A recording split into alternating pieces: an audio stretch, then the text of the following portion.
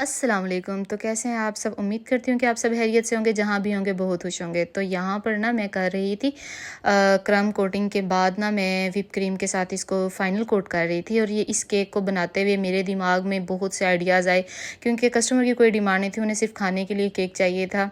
और ये था कि मैंने कहा कुछ ना कुछ मैं न्यू ट्राई करूँ इस केक पे। पहले मेरे माइंड में तो मैं ये सोच रही थी कि मुझे इस पे कुछ न्यू ट्राई करना है। कभी मैं सोचूँ 1 एमएल नोज़ल से काम ख़त्म करती हूँ, बिकॉज़ मुझे काफ़ी और ज़्यादा केक भी बनाने थे।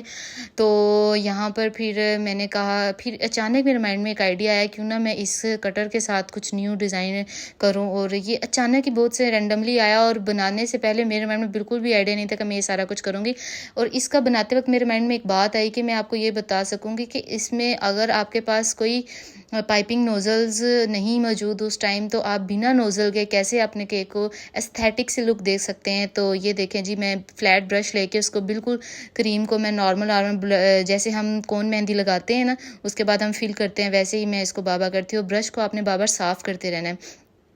फिर कलरिंग का मुझे इश्यू था, फिर मैंने कहा जो बेसिक कलर हमारे 3 होते हैं उसके साथ काम करती हूँ, बहुत अच्छा लग रहा था इसके ऊपर।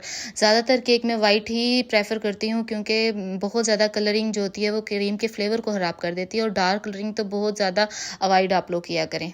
बाकी जो है केक बहुत अच्छा लग रहा था, एंड लुक इसकी मुझे बहुत अच्छी लगी थी, क्योंकि बनाने से पहले मेरे माइंड में दूर-दूर तक ये आइडिया नहीं था, बस बनाते हुए आपके साथ भी अगर कोई होम बेकर यहाँ मुझे देख रहा है तो उनके साथ भी ऐसा होता होगा।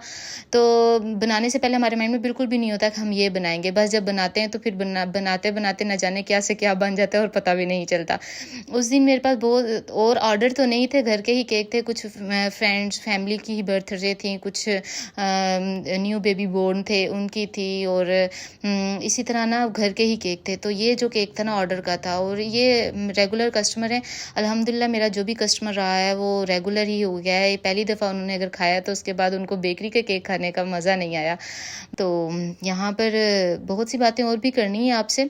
तो ऑनलाइन क्लासेस के लिए रजिस्ट्रेशन मेरे मौजूद है, तो अगर किसी ने ऑनलाइन क्लासेस लेनी है तो मुझे राब्ता करे, तो मैं ज़रूर उनको सिखाऊंगी।